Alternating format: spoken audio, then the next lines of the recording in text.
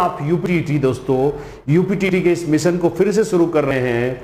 बस मुझे थोड़ी सी हंसी आई दोस्तों, किसी ने पूछा था, मुझे एक शेर याद आ गया और मुझे यकीन है आपको अच्छा लगेगा। और वो कुछ ऐसा जाता है, तुम हर एक बात पे कहते हो कि कहना क्या है। दोस्तों हमारे कमेंट्स में काफी लोगों के कमेंट्स आए थे यूपीटीटी कब होगा। तो दोस्तों ईसा मसीह जानता है यूपीटीटी कब होगा। मतलब दोस्तों यूपीटीटी होगा, क्या होगा ही होगा। अब भैया नहीं हुआ है तो होगा ही, आज नहीं तो कल होगा। दोस्तों पहले दिन से तैयारी करना सीखिए। Change this approach of procrastination, ये कल पे टालने वाले अप्रोच को बंद करिए। राइट फ्रॉम, अगर आपको यूपीटीटी क्वालिफाई करना है तो आज से स्टार्ट करिए दोस्तों। नमस्ते, a very good evening to you guys. आप में से सारे लोग धीरे धीरे जुड़ रहे हैं दोस्तों, अच्छा लग रहा है आपसे बात करते हुए। Going feeling very very well guys, अच्छा लग रहा है आपसे। Yes, just I'm now talking with you guys. Very true. Yes, sir. Voice. Rajat, voice नहीं जा रही क्या? No, voice is all right, guys. I think the voice is all right. I'm going to check here. यहाँ पे भी एक बार check कर लेते हैं. All right. I'm damn sure, guys. The voice is all right. एक बार voice के लिए कमेंट करेंगे दोस्तों फिर से. And we would start the session today.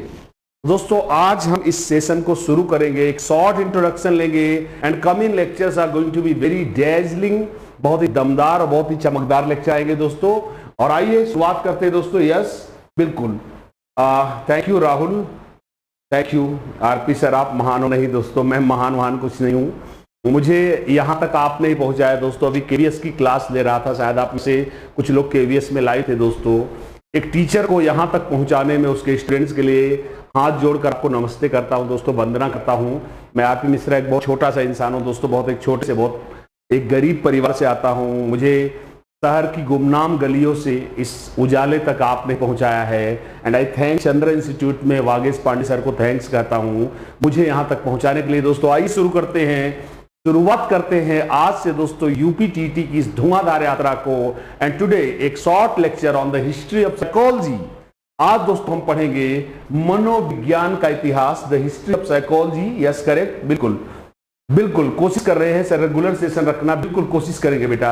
मैं कोशिश करूंगा कि यह सेशन रेगुलर हो, वरना मैं आपको चैप्टर वाइज प्रैक्टिस दूंगा दोस्तों। सीटीटी भी दोस्तों हम लेंगे। ठीक गाइज, मैं थोड़ा सा केवीएस पार्टी के लिए बिजी हो गया था दोस्तों। 2-3 दिन मेरी, शायद आपको आप में से कुछ लोगों को नहीं मालूम हो, 2-3 दिन से मुझे थोड़ा सा हल्का सा मैं भीग गया था, मुझे फीवर आ गया था और मैं बहुत ही प्रिकॉशंस ले रहा था दोस्तों, इसलिए 2-3 दिन मैं लाइव नहीं हो पाया हूँ। बट अब सीटीटी यूपीटीटी को मैं कंबाइन करके प्रैक्टिस दूंगा। एंजॉय करिए दोस्तों, मस्त रहिए, पढ़ते रहिए। और आइए दोस्तों आज के इस सेशन को शुरुआत करते हैं। And going to start the session of psychology and दोस्तों let's start it UPTT 2020। Welcome to this session दोस्तों, और शुरू करते हैं। आइए शुरुआत करते हैं दोस्तों मनोविज्ञान का इतिहास। मनोविज्ञान का इतिहास, द हिस्ट्री ऑफ साइकोलॉजी। बहुत ही नवीन और बहुत ही लेटेस्ट तरीके से दोस्तों शुरुआत करते हैं। आइए शुरू करते हैं। तो शुरू करते हैं दोस्तों। पहला देखिए दोस्तों, मनोविज्ञान। शुरुआत करते हैं, आप स्क्रीनशॉट लेते रहेंगे। मनोविज्ञान अन्य विषयों की तरह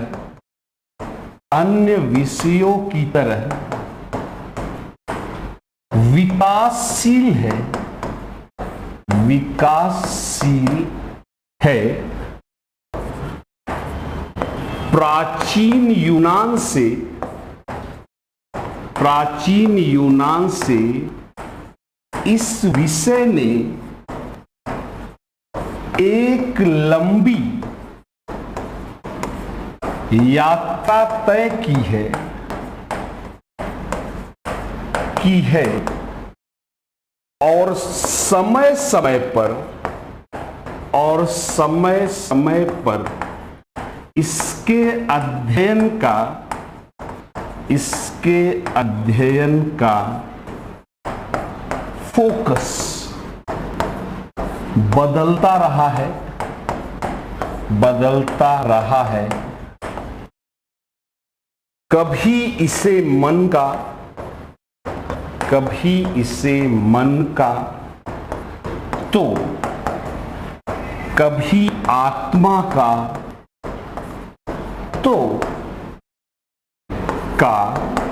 और कभी चेतना का विज्ञान कहा गया। चेतना का विज्ञान कहा गया। आज हम इन बिंदुओं को जानेंगे। दोस्तों कोई भी सब्जेक्ट, दोस्तों महान जॉन डीवी का कथन मुझे याद आता है।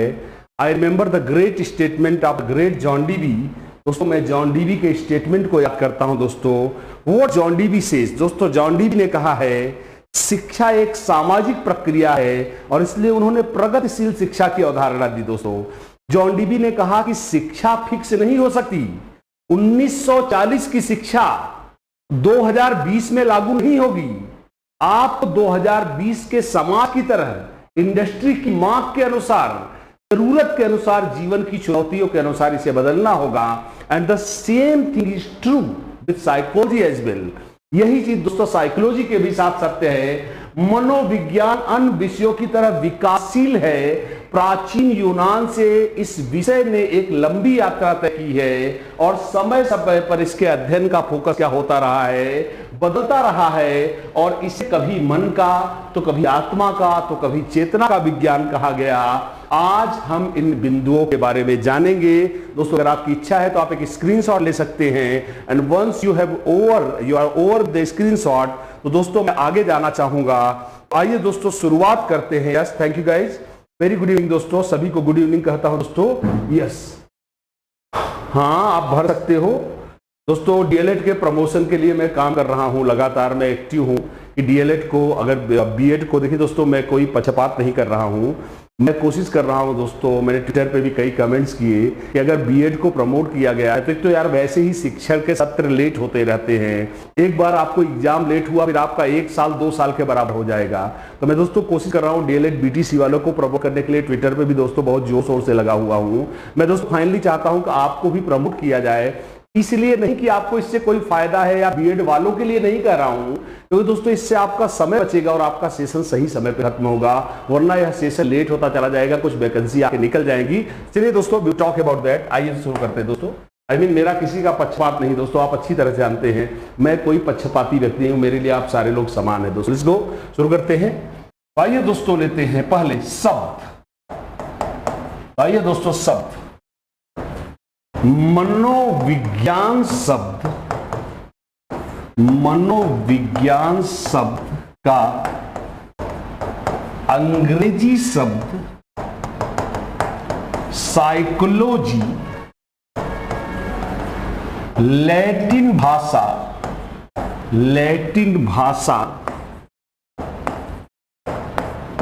के 2 शब्दों साइकी एवं लोगोस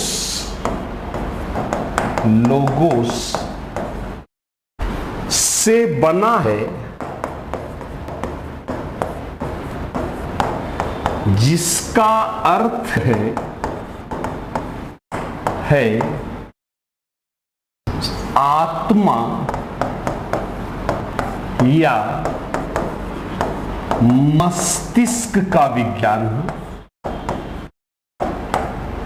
अध्ययन या विज्ञान। तो दोस्तों यह रहा मोटा मोटा, यह दोस्तों मोटी मोटी अवधारणा है किसी साइकोलॉजी की। एक बार देखिए दोस्तों ध्यान से, मनोविज्ञान शब्द का अंग्रेजी शब्द साइकोलॉजी, लैटिन भाषा के 2 शब्दों साइकी और लोगोस से बना है, जिसका अर्थ है दोस्तों आत्मा या मस्तिष्क का अध्ययन। यह तो वो है दोस्तों जो किताबें कहती हैं, पर क्या यह सत्य है? नहीं दोस्तों। आज साइकोलॉजी एक बहुत कॉम्प्लिकेटेड सब्जेक्ट है दोस्तों।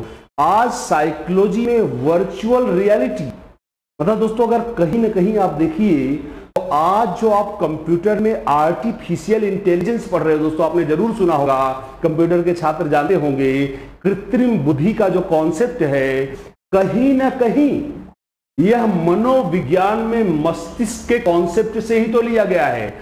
दोस्तों अगर एक प्रकार से देखिए, इसलिए नहीं कि मैं मनोविज्ञान पढ़ाता हूं, psychology is the mother of all subjects up to a limit. दोस्तों साइकोलॉजी शब्द बहुत ही व्यापक है। आज दोस्तों इसको, यह सब जस्ट मैंने आपको इसलिए बताया क्योंकि यूपीटीटी में थोड़ा रट्टा मारने का कॉन्सेप्ट है, हम उसकी बात करेंगे। पर दोस्तों यह शब्द अत्यंत ही क्या है, this word is very much restricted. यह बहुत ही संकुचित अर्थ है दोस्तों आत्मा का विज्ञान। फिलहाल यह यात्रा कैसे हुई, हम आज मनोविज्ञान में यहां तक कैसे पहुंचे हैं, we are going to take just a short description of that. इसका दोस्तों हम एक शॉर्ट डिस्क्रिप्शन लेंगे और चलिए शुरुआत करते हैं उस शॉर्ट डिस्क्रिप्शन की। तो चलिए दोस्तों शुरुआत करते हैं। पहला, मनोविज्ञान के इतिहास को 4 भागों में बांट सकते हैं, 4 भागों में बांट सकते हैं। तो आइए दोस्तों शुरू करते हैं। पहला भाग दोस्तों हेडिंग चाहूंगा थोड़ा अलग कलर से डालूं। तो पहला भाग दोस्तों प्राचीन यूनान से 16वीं शताब्दी तक। दोस्तों फटाफट से देखेंगे, क्योंकि देखिए दोस्तों हर चीज का मैं आपको वजह दे रहा हूं, कारण रट्टा मारने की कोई जरूरत नहीं है। देखते हैं, क्योंकि प्राचीन यूनान में प्लेटो एवं सुकरात जैसे आदर्शवादी हुए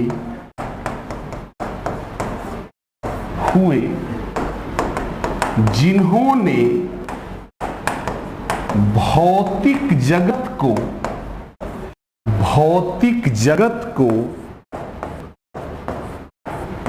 नश्वर मानते हुए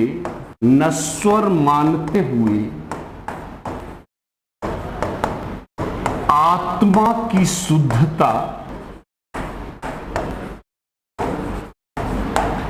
एवं निरंतरता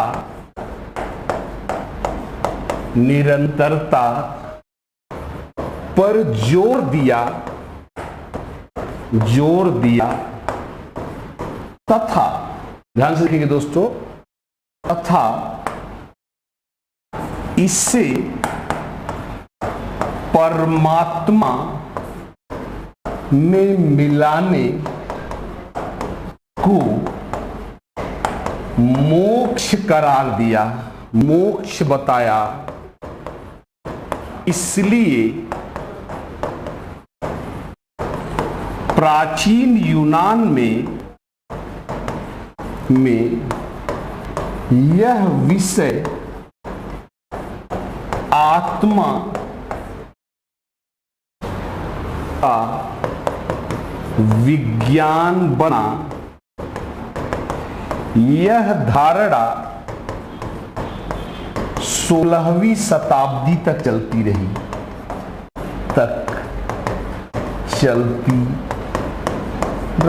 देखिए दोस्तों बिंदास वर्ड्स, मुझे यकीन है दोस्तों आप समझ रहे हैं क्यों बना प्राचीन यूनान में मनोविज्ञान, आत्मा का विज्ञान। दोस्तों तो आप सोचिए दोस्तों, मैंने कई लेक्चर्स में आपको आदर्शवाद पढ़ाया, मैं एकदम समझाऊंगा, आराम से लेंगे दोस्तों।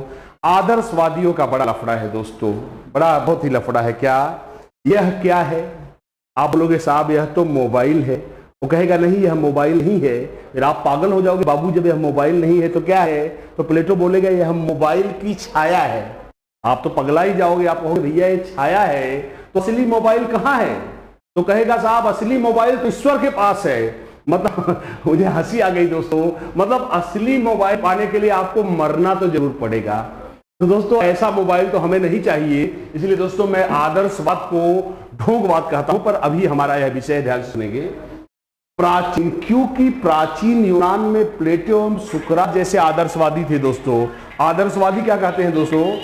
आदर्शवादियों का क्या मानना है दोस्तों? आदर्शवादी क्या मानते थे कि दोस्तों यह संसार नश्वर है, सब कुछ एक माया जाल है, जो भी भौतिक वस्तुएं हैं नष्ट हो जानी है, केवल आत्मा अजर अमर है, विचार, दोस्तों आपने सुना होगा, इसलिए आदर्शवाद को प्रत्ययवाद और विचारवाद भी कहा जाता है। उन्होंने कहा फाइनली शरीर तो नश्वर है पर आत्मा ईश्वर का अंश है, अजर अमर है, इसलिए हमें आत्मा को शुद्ध रखना चाहिए। जगत में आकर कोई पाप नहीं करना चाहिए वरना स्वर्ग हमसे छिन जाएगा। इसलिए दोस्तों उन्होंने आत्मा की पवित्रता पर, आत्मा की शुद्धता पर जोर दिया दोस्तों। इसलिए प्राचीन यूनान में यह विषय आत्मा का विज्ञान बना और यह धारणा लगभग 16वीं शताब्दी तक चलती रही। तो यह पहला एज दोस्तों, यह पहला एज क्या दिखाता है? यह पहला एज हमें दिखाता है कि मनोविज्ञान कुछ समय तक बना रहा, क्या? आत्मा का विज्ञान बना रहा दोस्तों। क्या बना रहा? आत्मा का विज्ञान बना रहा। और चलेंगे दोस्तों, हम आगे बढ़ेंगे। अब दोस्तों क्या हुआ कि धीरे धीरे वक्त बदला। मैं एक मैसेज ले रहा था आपका, यस यस दोस्तों, बिल्कुल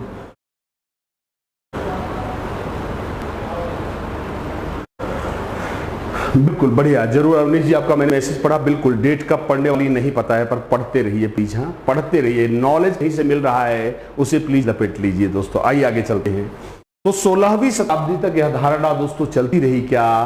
कि कहीं न कहीं मनोविज्ञान किसका विज्ञान है? आत्मा का विज्ञान है। आप समझ सकते हो सुकरात, अरस्तु, डेकार्ट, प्लेटो, ऐसे लोगों ने दोस्तों कहीं न कहीं समर्थन किया कि मनोविज्ञान आत्मा का विज्ञान है। और आइए दोस्तों आगे चलते हैं। दूसरा काल आएगा दोस्तों, काल नंबर 2, और दूसरा समय कहलाएगा मन का विज्ञान। किसका विज्ञान? मन का विज्ञान। आइए दोस्तों शुरुआत करते हैं और फिर से हम अपने पॉइंट पे जाएंगे। एंड पॉइंट नंबर 2, और दोस्तों इसका टाइम है 17वीं से 18वीं शताब्दी तक। चलिए दोस्तों शुरुआत करते हैं। आइए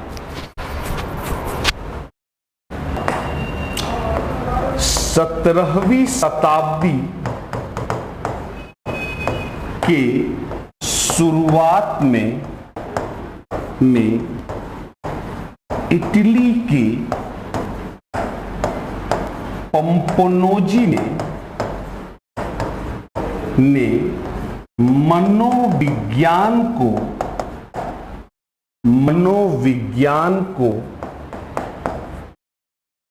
मन का विज्ञान कहा और अगली 2 शताब्दियों तक यह मन का विज्ञान बना रहा है। दूसरा, रूसो, इमैनुअल कांट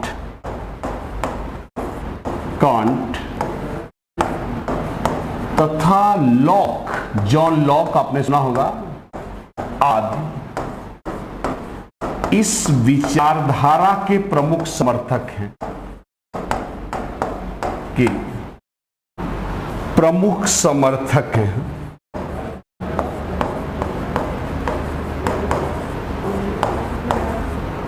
तीसरा, रूसो ने तो यहां तक कह दिया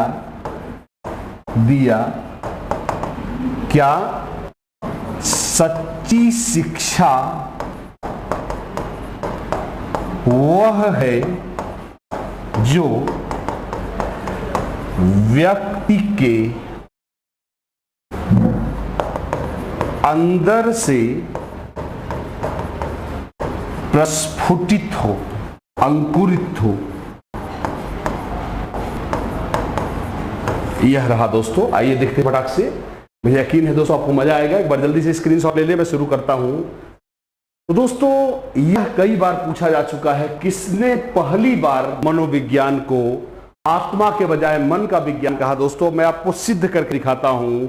आइए आपको एक ऐसा उदाहरण दूंगा कांट का, पर एक बार जल्दी से आप स्क्रीनशॉट ले ताकि मैं शुरुआत कर सकूं दोस्तों। तो दोस्तों 17वीं से 18वीं शताब्दी के बीच दोस्तों इसकी शुरुआत में इटली के एक विद्वान थे पंपनोजी, और पंपनोजी ने दोस्तों कहा कि मनोविज्ञान आत्मा का विज्ञान नहीं है, बल्कि यह मस्तिष्क पर जोर देता है, क्योंकि आत्मा शब्द थोड़ा सा साफ नहीं है दोस्तों। आत्मा शब्द आज भी साफ नहीं है कि आत्मा से हमारा क्या मतलब है, कोई मन का मतलब है या कोई अमूर्त कॉन्सेप्ट है। द टर्म आत्मा, आत्मा शब्द साफ नहीं था, इसलिए पंपनोजी ने दोस्तों एक सीधी सीधी बात कही कि क्या, क्योंकि आत्मा की संकल्पना साफ नहीं है, इसलिए इसे मन का विज्ञान माना जाए दोस्तों। और हद तो दोस्तों क्या हो गया, देखते जाइए। फिर अगले कुछ सालों तक परंपरा है दोस्तों, चलती चली गई, और परंपरा दोस्तों क्या चली कि इमैनुअल कांट का एक शब्द मुझे याद आ गया, और दोस्तों मुझे बड़ा अजीब लगता है। क्या उन्होंने कहा, सुंदरता सिर्फ मन की उपज है। और दोस्तों कहीं ना कहीं मानिए तो मैं कांट के इस कथन से पूरी तरह से सहमत हूं दोस्तों। कांट ने क्या कहा, सुंदरता, उन्होंने कहा व्हाट इज ब्यूटी।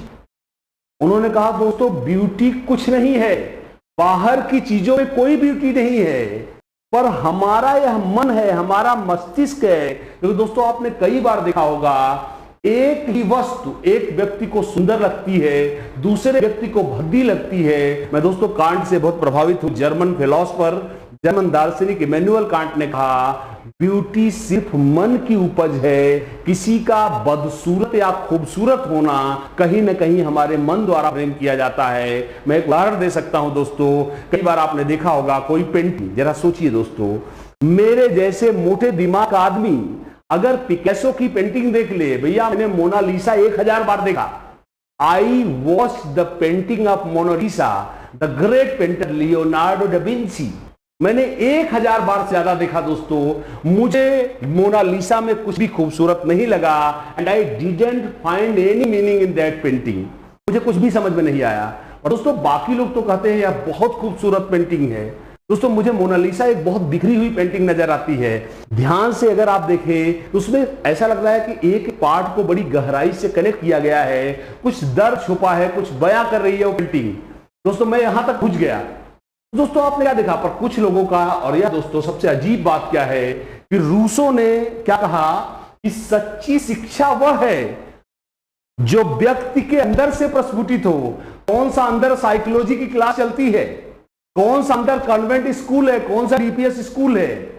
दोस्तों कहने का अर्थ है कि सच्ची शिक्षा हमारे मस्तिष्क की, हमारे मन की उपज है दोस्तों। और यह कुछ वर्षों तक, मतलब लगभग 200 वर्षों तक दोस्तों, पंपनोजी के प्रभाव में मनोविज्ञान को किसका विज्ञान माना गया दोस्तों, मन का विज्ञान माना गया। I hope guys you totally understand it. और अब चलेंगे दोस्तों, let's go to the next point, and the next point is goes to third one, the third phase of psychology. और दोस्तों फिर से मैं कलर चेंज कर रहा हूं। तीसरा फेज है दोस्तों चेतना का विज्ञान। चेतना का, बाद में आपको मनोविज्ञान के संप्रदाय भी पढ़ाऊंगा। अगले 3-4 लेक्चर दोस्तों जरूर देखिएगा, आपको पूरी साइकोलॉजी का बेस दूंगा, मैं पूरी साइकोलॉजी का बेस दूंगा। और यह एक अनपैरेलल्ड अद्वितीय लेक्चर होगा, बस आप आराम से बस मस्ती से देखते रहिए। चेतना का विज्ञान, आइए शुरू करते हैं दोस्तों। कलर चेंज कर लेते हैं। संरचनावाद के जनक, संरचनावाद के जनक विल्हेम वुंट, विल्हेम वुंट ने 1879 में जर्मनी के लिप्जिग शहर में मनोविज्ञान की पहली प्रयोगशाला खोली और प्रयोगात्मक विधि से चेतना का अध्ययन किया दोस्तों।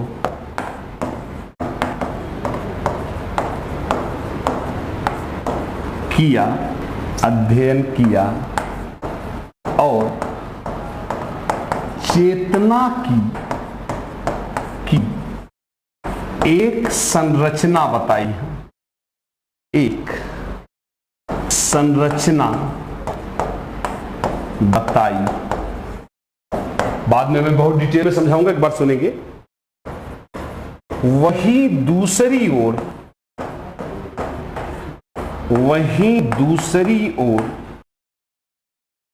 प्रकार्यवाद के जनक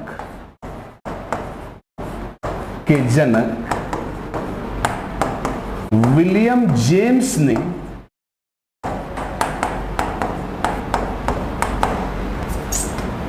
1890 में कैम्ब्रिज में दूसरी प्रयोगशाला खोली।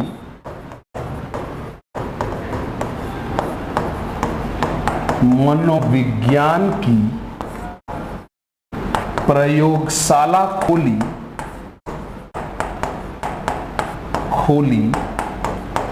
एवं चेतना के कार्यों का अध्ययन किया।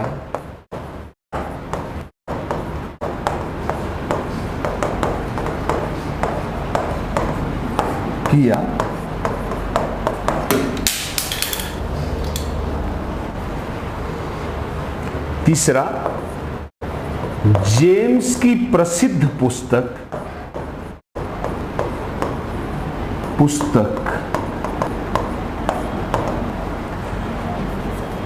द प्रिंसिपल्स ऑफ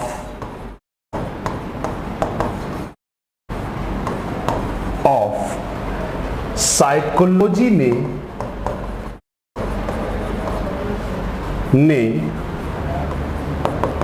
उन्हें मनोविज्ञान का जनक बना दिया। आइए दोस्तों बात करते हैं और बिंदास एक बार फिर से देखेंगे दोस्तों। तो दोस्तों कैसे यह बना? तो दोस्तों हुआ क्या कि 18वीं से 19वीं शताब्दी तक तो एक बार दोस्तों देखेंगे कि बच्चा है तो स्क्रीनशॉट ले, जल्दी से मैं चाहूंगा शुरुआत करूं। तो दोस्तों संरचनावाद के जनक, स्क्रीनशॉट जल्दी से ले ले ताकि मैं स्क्रीन पे आ पाऊं और आपको समझा सकूं दोस्तों। आइए शुरू करते हैं। तो शुरू करते हैं दोस्तों संरचनावाद के जनक विल्हेम वुंट ने, दोस्तों ध्यान रखेंगे आपने विलियम वुंट पढ़ा होगा। जर्मन में विलियम को विल्हेम प्रोनाउंस करते हैं, इसलिए उनका शुद्ध नाम है विल्हेम वुंट। तो दोस्तों संरचनावाद के जनक विल्हेम वुंट ने 1879 में जर्मनी के लिप्जिंग शहर में मनोविज्ञान की पहली प्रयोगशाला खोली और प्रयोगात्मक विधि से चेतना का अध्ययन किया और चेतना की एक क्या बताई? संरचना। एक बार ध्यान से दोस्तों, उन्होंने कहा मन कौन है? उन्होंने कहा मन जैसे उन्होंने आत्मा को रिजेक्ट किया था, वैसे इन्होंने बोला मन कहां है? किसको आप मन कहते हो? मन सिर्फ एक अमूर्त संकल्पना है या आप इस ब्रेन को मन कहते हो? मतलब दोस्तों एक साइंटिफिक विचारधारा थी, एक दार्शनिक विचारधारा थी। यह साफ नहीं हो पा रहा था कि मन कौन है। यह मूर्त मस्तिष्क का पार्ट मन है या मन जैसे विचरित करने की अवस्था है? तो उन्होंने कहा भैया मन का कॉन्सेप्ट साफ नहीं है, इसलिए उन्होंने कहा दोस्तों, उन्होंने चेतना, क्या कहा उन्होंने दोस्तों? बाद में आपको मनोविज्ञान के संप्रदाय बहुत डिटेल में पढ़ाऊंगा, पर आज फिर भी मैं इतना जरूर समझाऊंगा दोस्तों। क्या कहा वुंट ने? वुंट ने कहा कि हमारे हर अनुभव का आधार, फिर से सुनेंगे, हमारे हर अनुभव का आधार हमारी चेतना है। मैंने अपने बच्चों को कई बार क्लास में बताया कि तब क्या हो जब आप सो जाओ। क्या सो जाने के बाद आपको मालूम है आसपास क्या हुआ?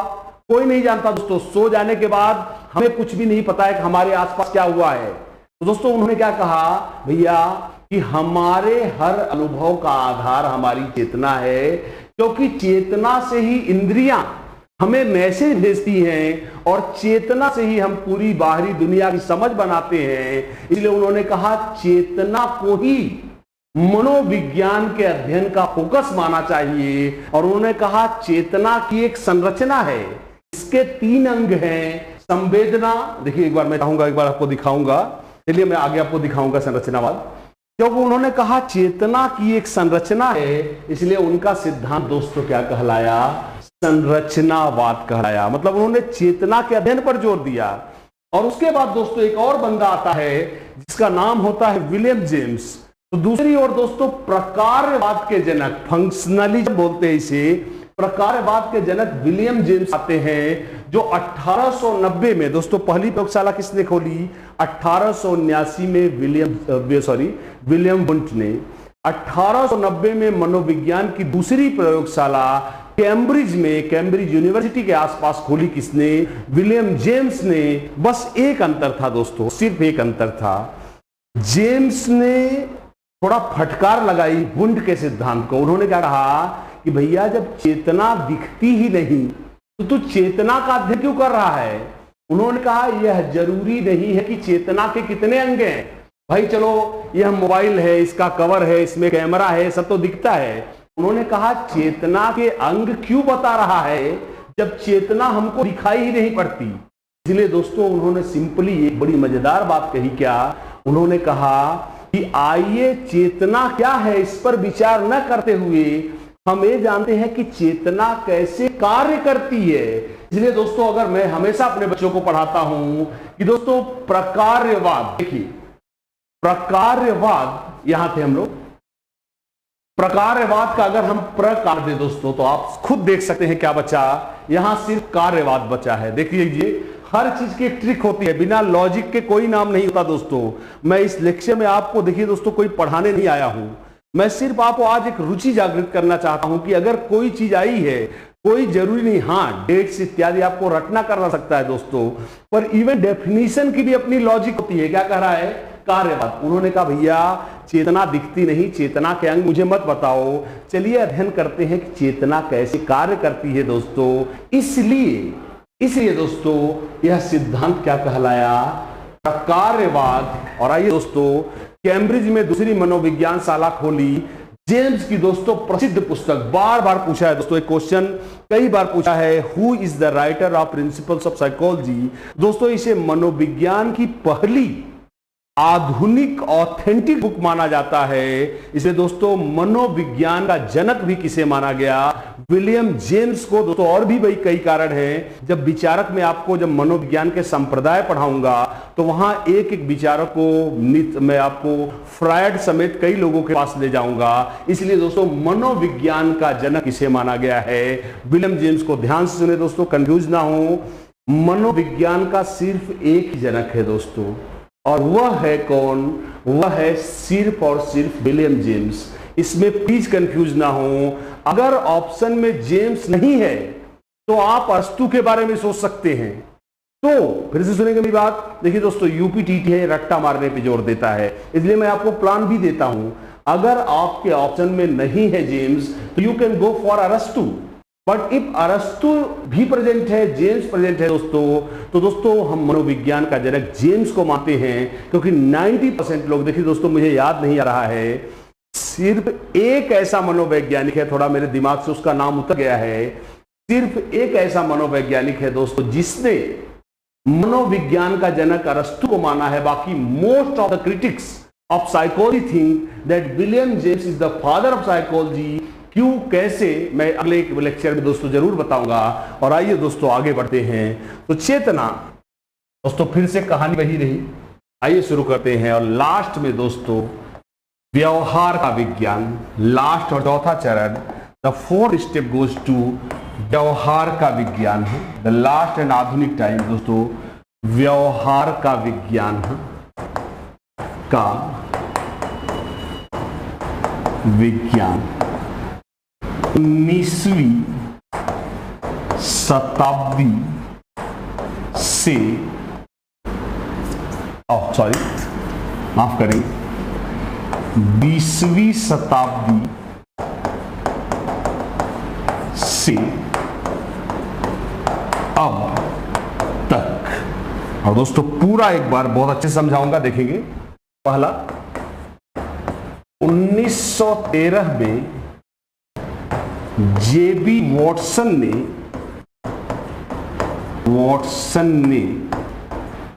ने व्यवहारवाद की नींव रखी। व्यवहारवाद की नींव अमेरिका के हॉपकिंस यूनिवर्सिटी में रखी। हॉपकिंस विश्वविद्यालय में रखी,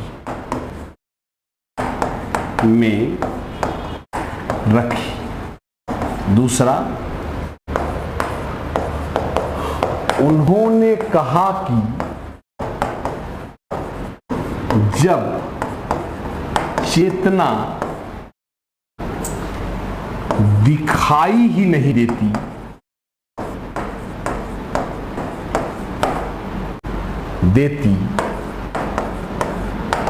तो इसका अध्ययन निरर्थक है। तीसरा, उन्होंने कहा कि मानव का बाहरी व्यवहार दिखाई पड़ता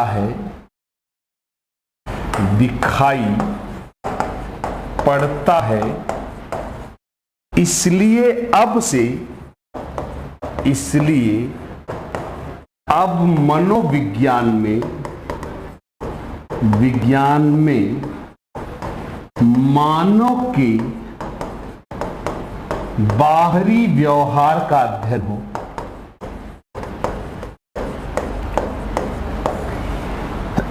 अध्ययन हो। उनकी प्रसिद्ध पुस्तक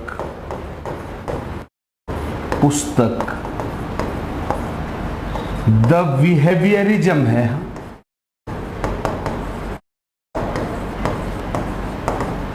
दोस्तों एक बार स्क्रीनशॉट ले लेंगे, फिर से समझाना चाहूंगा। जल्दी से एक बार दोस्तों स्क्रीनशॉट ले ले सारे लोग, गो फॉर स्क्रीनशॉट, और फिर से एक बार दमदार तरीके से समझाना चाहूंगा। दोस्तों सब लोग स्क्रीनशॉट ले ले मेरे बच्चों, और अभी से 1000 तक पहुंचाएं जल्दी से। ओके, आज मजा आएगा दोस्तों, आज पहला दिन है। थैंक यू फॉर क्रॉसिंग 1000 दोस्तों, थैंक यू दोस्तों। अब एक पे हैं हम लोग, और दोस्तों शुरुआत करते हैं आज के इस लेक्चर की धमाकेदार बिगिनिंग को। फिर से दोस्तों शुरू करते हैं। तो दोस्तों अब हुआ क्या, जरा सोचिए दोस्तों, साथ तारतम्यता सोचिए दोस्तों। मैं ये नहीं चाहता कि आज आप बहुत ज्यादा फोकस करें दोस्तों, मैं आज इसको जस्ट आपको रेज कर रहा हूं। I am trying to coax you, आपको मजबूर कर रहा हूं कि प्लीज साइकोलॉजी पढ़ने की आदत डालें दोस्तों। सब कुछ जुड़ा है दोस्तों, आपको याद करने की भी कोई जरूरत नहीं दोस्तों, बिल्कुल जरूरत नहीं है दोस्तों। अब जेबी वॉटसन, दोस्तों मैंने कई बार अपने क्लासेज में बोला है, क्या जेबी वॉटसन अगर एंट्री नहीं मारता तो आज मनोविज्ञान नाम का कोई सब्जेक्ट नहीं होता। अब मैं यहां पे खड़े होकर यहां पढ़ा रहा हूं अपने चेतना में, और मैं बोल रहा हूं भैया एक काम करो, मैं यहां खड़ा हूं अपनी चेतना में मनोविज्ञान पढ़ा रहा हूं, आप पढ़ लो। क्या आप मेरी चेतना को देखकर पढ़ेंगे दोस्तों? महान जेबी वॉटसन को आधुनिक मनोविज्ञान को बचा लेने का, जिंदगी बचा लेने का श्रेय जाता है। उन्होंने कहा यार चेतना, दोस्तों अगर वॉटसन की एंट्री नहीं होती तो आज हम मन क्या है, प्यार क्या है, मोहब्बत क्या है, क्रोध क्या है, दया क्या है, ऐसे बकवास चीजों को पढ़ रहे होते दोस्तों। पर जेबी वॉटसन वॉज द मैन, बहुत ही ऑब्जेक्टिव स्टडी के, बहुत साइंटिफिक नेचर के आदमी थे दोस्तों। उन्होंने सिंपल कहा कि भैया जब चेतना दिखाई ही नहीं देती तो चेतना का अध्ययन क्यों कर रहे हो भाई? जो चीज अब बताइए भाई, हम आपके कपड़ों को देख सकते हैं, आप रो रहे हो देख सकते हैं, आप हंस रहे हो देख सकते हैं, आप काम पे जा रहे हो देख सकते हैं, आप चंद्रा इंस्टीट्यूट में पढ़ रहे हो, पढ़ा रहे हो, देख तो सकते हैं, पर अब मेरी चेतना में समय क्या चल रहा है कौन देख सकता है? उन्होंने कहा क्योंकि चेतना का रूप स्पष्ट नहीं है, इसलिए इस बकवास को तुरंत रिजेक्ट किया जाए। उन्होंने कहा सिंपल सी बात है दोस्तों। क्यों सिद्धांत का नाम पड़ा क्या दोस्तों? बाद में इन लोगों को बहुत लंबे लंबे लेक्चर दिए हैं, फिर से दूंगा दोस्तों। उन्होंने कहा क्योंकि बाहर से मानव का बाहरी व्यवहार सब देखते हैं, मैं भी देख सकता हूं, आप भी देख सकते हो। राम का स्कूल जाना उसके टीचर को भी दिखता है, उसके पापा को दिखता है, खुद उसको भी दिखता है मैं स्कूल जा रहा हूं दोस्तों, पड़ोसियों को भी दिखता है। अब राम अगर मन में स्कूल जाए कि नहीं साहब, पापा बोले बेटा स्कूल गए थे, हाँ पापा मैं तो बस चेतना में स्कूल चला गया था, बस आ गया, भी चेतना में ही सब कुछ होता है। बहुत हंसी आ गई दोस्तों। तो उन्होंने कहा क्योंकि मनुष्य का बाहरी व्यवहार देखा जा सकता है, अवलोकन किया जा सकता है, विश्लेषण किया जा सकता है और इसका निष्पक्ष अध्ययन किया जा सकता है। इसलिए उन्होंने कहा चेतना को रिजेक्ट करो और आज से मानव के बाहरी व्यवहार का अध्ययन करो। इसलिए दोस्तों वह सब जानते हैं, उनके सिद्धांत का नाम क्या पड़ा दोस्तों? उनके सिद्धांत का नाम पड़ा व्यवहारवाद। ये देखिए 1913 में जेबी वॉटसन ने व्यवहारवाद की नींव अमेरिका के हॉपकिंस विश्वविद्यालय में रखी। उन्होंने कहा कि जब चेतना दिखाई ही नहीं देती तो इसका अध्ययन क्या है दोस्तों? निरर्थक है। उन्होंने कहा कि मानव का बाहरी व्यवहार दिखाई पड़ता है, इसलिए अब मनोविज्ञान में मानव के बाहरी व्यवहार का अध्ययन हो। और दोस्तों उनकी प्रसिद्ध पुस्तक जिसका नाम क्या है? बिहेवियरिज्म है। दोस्तों आपको जानकर आश्चर्य होगा, सब जानते हैं, यहां प्रेजेंट हर बंदा जानता है, आधुनिक मनोविज्ञान व्यवहार का विज्ञान है। सब जानते हैं दोस्तों, यह क्वेश्चन कई एग्जाम में आ चुका है। आधुनिक मनोविज्ञान किसका विज्ञान है? उत्तर है दोस्तों आधुनिक मनोविज्ञान द साइंस ऑफ बिहेवियर। और दोस्तों जेबी वॉटसन साहब ने कल दोस्तों हम मनोविज्ञान की कुछ जबरदस्त परिभाषाओं को लेंगे। मैं रट्टा मारना समझाना दोनों दोस्तों आज के लेक्चर से आप समझ गए होंगे कि मैं रट्टा मारना भी समझाना चाहता हूं और तर्क भी समझाना चाहता हूं। कल हम कुछ रट्टा मारने वाली मनोविज्ञान की कुछ 10, 11, 12 परिभाषाएं दोस्तों बहुत लंबा लंबा पढ़ाऊंगा। दोस्तों इस बार मेरे कुछ बच्चे शायद लाइव हो इस समय यूपी टेट में। दोस्तों इस बार यूपीटीटी में मैंने 300 से ज्यादा परिभाषाएं लिखाई थी। यूपीटीटी के साइकोलॉजी के नोट्स में आज भी जिन लोगों के पास है, अगर आप उठा के देखें तो शायद आप में से कुछ लोग लाइव होंगे दोस्तों, शायद 300 से भी ज्यादा परिभाषाएं लिखवाई थी। इसलिए दोस्तों नहीं, मैं कई जगह लिखवाता हूं, मुझे याद हो गई है दोस्तों। इसलिए नहीं कि आप उसे रट्टा मारें, आप उसे बराबर देखते रहेंगे दोस्तों तो आपको परिभाषा याद तो नहीं होगी, पर जब भी आप उसको एग्जाम में देखोगे आप डिस्कस कर लोगे कि फला आदमी की है। कई बार दोस्तों आपने देखा होगा, हमको मैटर याद नहीं होता पर बहुविकल्पी प्रश्न में आता है तो हमको तुरंत पता चलता है नहीं यार ये आदमी इस आदमी का कथन होगा। दोस्तों यह था आज के लिए मनोविज्ञान का व्यवहार का विज्ञान। दोस्तों कल हम फिर से इस पे दोस्तों फिर से हम इसको आगे बढ़ाएंगे। प्लीज दोस्तों आज के लिए मुझे फीडबैक दे, मैंने आपको कैसा पढ़ाया दोस्तों, कैसा पढ़ाया मैंने, कैसा लगा आपको, आज की क्लास कैसी लगी दोस्तों, मुझे जरूर बताएं। चंद्रा इंस्टीट्यूट का यह प्रयास कैसा लगा दोस्तों, मुझे जरूर बताएं कैसा लगा और कैसा रहा आज की क्लास दोस्तों। यस हाँ, गेस्टाल्टवाद बिल्कुल बिल्कुल मैं समझ गया, गेस्टाल्टवाद व्यवहारवाद बिल्कुल बिल्कुल बिल्कुल। सोनी सिंह बिल्कुल मेरे बच्चों। तो दोस्तों कल इसी जोश के साथ, आज पहली क्लास थी दोस्तों, थोड़ा आप भी यह एक वार्म अप मैच जैसा था दोस्तों। मैं चाहता था आप हरकत में आ जाओ, आप एकदम जोश में आ जाओ, ताकि दोस्तों हम we could create the history, हम लोग इतिहास बना सके दोस्तों। और यकीन करिए फिर से उसी जोश के साथ, फिर से उसी ऊर्जा के साथ दोस्तों मैं आरपी मिश्रा आपको पढ़ाता रहूंगा। दोस्तों आप जानते हैं पिछली बार मैंने लगभग 100 के आसपास प्रैक्टिस दी दोस्तों, 80 से 85 प्रैक्टिस दे दी यूपीटीटी में। और दोस्तों अभी भी सीटीईटी में जो लोग लाइव होते हैं दोस्तों 60 या 70 से भी ज्यादा प्रैक्टिस में इस साल सीटीईटी में दे चुका हूं। आप सिर्फ मेरी प्रैक्टिस ढूंढ लीजिए, अच्छे से पढ़ लीजिए दोस्तों, आपको मजा आएगा। पढ़िए, एंजॉय करिए दोस्तों, मस्त रहिए। हम आप मिलके दोस्तों, मैंने कभी ये दावा नहीं किया मैं कोई जादूगर नहीं हूं, I am not the magician of psychology. मैं दोस्तों साइकोलॉजी का कोई जादूगर नहीं हूं, मैं एक आम आदमी हूं जैसे आप हो। हम आप मिलके इंटरेक्शन द्वारा, अंतःक्रिया द्वारा, चंद्रा इंस्टीट्यूट के सपोर्ट द्वारा, इस लाइव रूम में हमारे सपोर्ट स्टाफ दोस्तों सभी को हमेशा थैंक्स बोलता हूं उनके द्वारा, और बागी सर के इस दोस्तों हमारे इस माहौल को क्रिएट करने के लिए उनको भी थैंक यू बोलता हूं। हम आप will create the history once more. दोस्तों इस बार परिभाषाएं तक चली आई थी, आप सभी लोग जानते हैं। इस बार दोस्तों विचारक हमेशा 2 लेवल पे पढ़ाऊंगा। आप सभी जानते हैं यूपीटीटी का मेरा पढ़ाने का तरीका एकदम अलग है। मैं यूपीटीटी को दोस्तों 3 बार पढ़ाता हूं ऑफलाइन क्लास में, और यही इस बार ऑनलाइन में होगा। पहले हम विचारक पढ़ेंगे, फिर दोस्तों हम लेक्चर पढ़ेंगे, और फिर हम लेंगे तीसरे लेवल पर, क्या हम तीसरे लेवल पर लेंगे यूपीटीटी साइकोलॉजी की दोस्तों प्रैक्टिस। तो 3 लेवल, एक बार फिर से सुनेंगे, there will be the 3 levels of teaching. 3 level पर पढ़ा जाएगा दोस्तों, ध्यान से देखेंगे। सबसे पहले हम प्रमुख क्या लेंगे, विचारक, फिर हम लेंगे दोस्तों हमारे सिलेबस में निर्धारित अध्याय, और फिर हम लेंगे 50 से 100 प्रैक्टिस। दोस्तों कोई भी एग्जामिनर इसे नहीं कर सकता क्या, क्रॉस।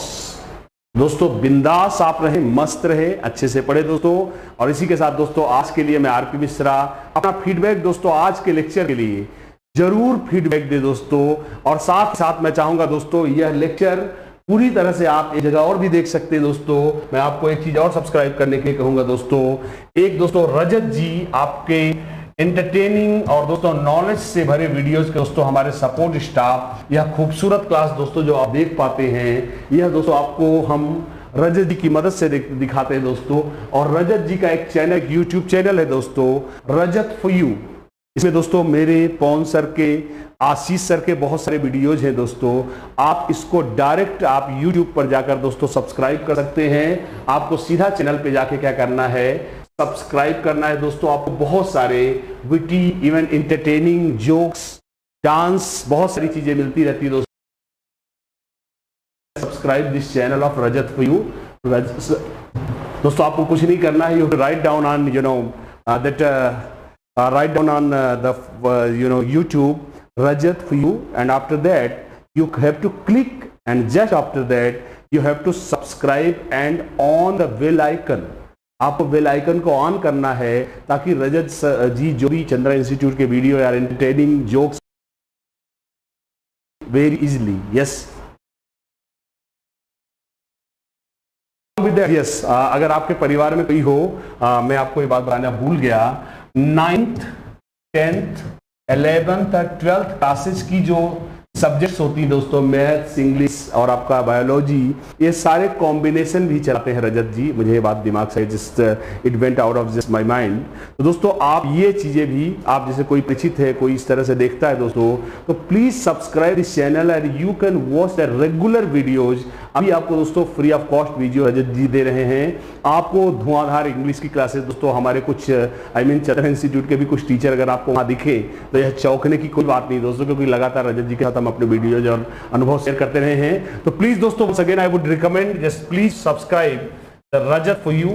दोस्तों रजत जी के प्रोत्साहन के लिए let's the name of the channel is YouTube channel for Rajat is YouTube channel of Rajat is just दोस्तों Rajat for you. You have to share, subscribe and just आपको बेल आइकन ऑन करना है ताकि आपको दोस्तों मिलती रहे। तो चलिए दोस्तों कल एक और ऊर्जा के साथ, एक नए उत्साह के साथ मैं आरपी मिश्रा आपको मिलूंगा दोस्तों। तो तब तक के लिए मुझे दोस्तों विदा करें और दोस्तों आपको गुड नाइट कहूंगा, शुभ रात्रि कहूंगा दोस्तों। एंजॉय करें। और हाँ दोस्तों एक मैसेज लगातार वीडियोज में दे रहा हूं, कोरोना का ग्राफ बहुत तेजी से बढ़ रहा है।